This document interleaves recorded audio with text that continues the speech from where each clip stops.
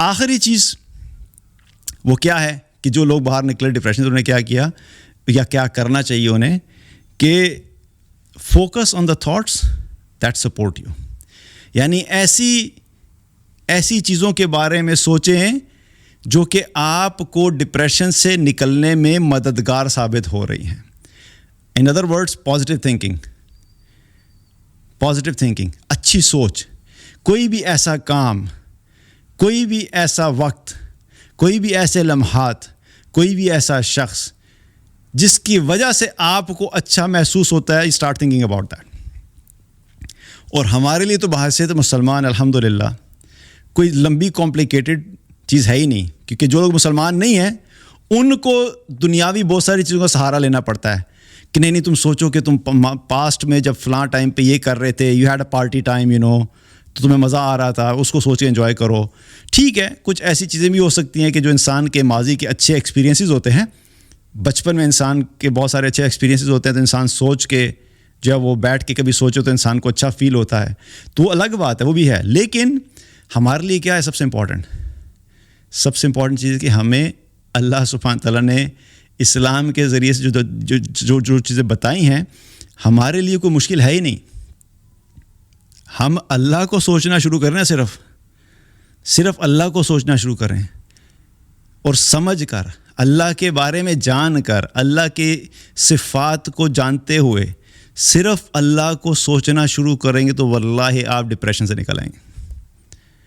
کوئی اور کام نہ کریں, صرف اللہ کی صفات پڑھ کے ان کے بارے میں سوچنا شروع کریں گے تو آپ ڈپریشن سے باہر آ جائیں گے. ہمارا مسئلہ یہ ہے کہ ہمارا چونکہ اللہ کے بارے میں علم نہیں ہے, اللہ کے بارے میں جانتے نہیں ہیں, اللہ کے بارے میں سوچیں کیا, کہاں سوچیں, کتنا سوچیں, 5-7 منٹ میں سوچ ختم ہو جائے گی. کیونکہ سوچتا انسان لمبی دیر تک اس چیز کے بارے میں سوچ سکتا ہے جس کے بارے میں آپ کے پاس بہت زیادہ نالج ہوتا ہے. اگر میں کسی ایسے شخص کے بارے میں کہوں کہ جو 40-50 سال سے گاڑیاں جو ہے وہ ریپیئر کرتا ہے, اور اس سے کہیں کہ بھئی آپ ایک کام کریں, ذرا گاڑی کے بارے میں بولنا شروع کریں, ہم دیکھنا چاہتے ہیں آپ کتنی دیر بولیں گے, تو یقین جانے وہ صبح سے بولنا شروع کرے تو وہ رات تک بھی اگر بولنا چاہے تو تب بھی وہ ایک گاڑی کی ڈیٹیلز بتاتے تھکے گا نہیں اور ختم نہیں ہوگا. کیوں؟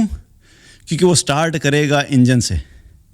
انجن جو ہے وہ بنتا کیسے ہے, اس کی ماؤنٹنگ کیا ہوتی ہے, اس کی بیس کیا ہوتی ہے, اس کے اندر ایکسپینشن کیا لگتی ہے, اس کے اندر جو ہے وہ پسٹن کیا ہوتا ہے, پسٹن کا کام کیا ہوتا ہے, کتنی طرح کے پسٹن ہوتے ہیں. اب مجھے پتہ نہیں ان چیزوں کا, لیکن میں بتا رہا ہوں کہ جو ایکسپرٹ ہوگا وہ صبح سے لے کے رات تک آپ کو گاڑی کے بارے میں بولتا رہے گا. لیکن ہمارا علم چونکہ اللہ کے بارے میں نہیں ہے تو اس لیے ہمارا کیا ہوتا ہے, ہم 5 سے 10 منٹ کے بعد سوچنا بند ہو جاتے ہیں. تو اللہ سبحانہ تعالیٰ کے بارے میں علم حاصل کریں, اللہ کے بارے میں جانیں, تو صرف ہم یہی کرنا شروع کر دیں تو ہم ڈپریشن سے باہر آ جائیں. کیونکہ اللہ کی سوچ, اللہ کا ذکر, اللہ کو یاد کرنا اتنا پاورفل ٹول ہے ہمارے پاس ڈپریشن سے نکلنے کے لیے کہ اس کو ہم اگر صحیح طریقے سے یوز کریں تو ہم باہر آ سکتے ہیں. اور دوسری بات کیا ہے, ہمارے لیے دوسرا امپورٹنٹ چیز کیا ہے, کچھ بھی ہو جائے ہماری سوچ آخرت کی طرف ہے. جو ہی آپ آخرت کو سوچنا شروع کریں گے آپ کی دنیا کے غم کم ہونا شروع ہو جائیں گے. کیونکہ آبجیکٹو جو ہے جب کلیئر ہوتا ہے نا, تو آبجیکٹو میں ایز لانگ ایز آبجیکٹو میں کمپرومائز نہیں ہو رہا, مین ڈیسٹینیشن میں کمپرومائز نہیں ہو رہا, تو جو چھوٹے چھوٹے لاسز ہوتے ہیں وہ انسان کے لیے ہینڈل کرنا آسان ہوتے ہیں. جب آپ کو پتہ ہے کہ میرا مقصد ہی آخرت ہے, میری آخرت کا نقصان نہیں ہونا چاہیے, میں جو آخرت کے لیے کام کر رہا ہوں وہ بالکل ٹھیک چل رہے ہیں, میرے صرف دنیا کے کاموں میں مسئلہ ہے. اگر پیسوں کا لاس ہو گیا تو پیسوں کا لاس ہونے کی وجہ سے آخرت پہ کوئی فرق نہیں پڑتا. نمازیں تب بھی چل رہی ہیں, اللہ کی اطاعت تب بھی چل رہی ہے, اور ذکر و اذکار تب بھی چل رہے ہیں, قرآن پڑھنا تب بھی چل رہا ہے, اپنے گھر والوں کے حقوق تب بھی پورے ہو رہے ہیں, والدین کے ساتھ حسن سلوک تب بھی چل رہا ہے, سچ تب بھی بول رہا ہے. یہ سارے اچھے کاموں کا تعلق دنیا میں مال کے نقصان کے ساتھ نہیں ہے. تو انسان جب فوکس کرتا ہے کہ میرا آخرت جو میرا آبجیکٹیو ہے وہ سیکیورڈ ہے, تو انسان کو کیا سکون آ جاتا ہے. تو جو انسان آخرت اورینٹڈ ہوتا ہے اس کے لیے ویسے بھی دنیا کے معاملات اور مشکلات کو ہینڈل کرنا آسان ہوتا ہے, کیونکہ وہ اس کے آبجیکٹیوز میں سے نہیں ہے. اسی لیے اس چیز کے بارے میں ہمیں بڑی پیاری حدیث ملتی ہے جو کہ اس کانسیپٹ کو بڑا اچھے طریقے سے کلیئر کرتی ہے. وہ کیا ہے کہ اللہ کے نبی صلی اللہ علیہ وسلم نے کیا فرمایا صحابہ سے کہ مجھے تمہاری اس دنیا سے کیا لینا دینا. میری مثال تو ایسے مسافر کی سی ہے کہ جو تھوڑی دیر کے لیے درخت کے سائے میں جس نے آرام کیا اور پھر اٹھ کر اپنی منزل کی طرف روانہ ہو گیا. یعنی کہ یہ جو تمہاری دنیا کی جو زندگی ہے، میں تو ایک سفر میں ہوں، اور ریالٹی دیکھیے تو ہم سبھی سفر میں ہیں، کیونکہ ہماری جو روح بنی وہ کئی ہزار سال پہلے بنی، کب بنی کوئی پتہ نہیں، اور پھر بیچ میں وہ روح سفر کرتے کرتے کرتے آ کے اس دنیا کے اندر اس جسم میں آ کے 80-90 سال کے لیے اس جسم میں آ کے ڈل گئی، اور پھر اس جسم سے نکل کر دوبارہ اگلا سفر سٹارٹ ہو جائے گا.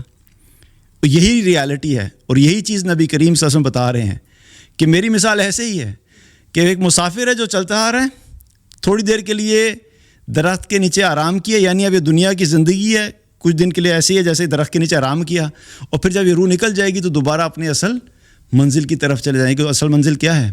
وہ آخرت.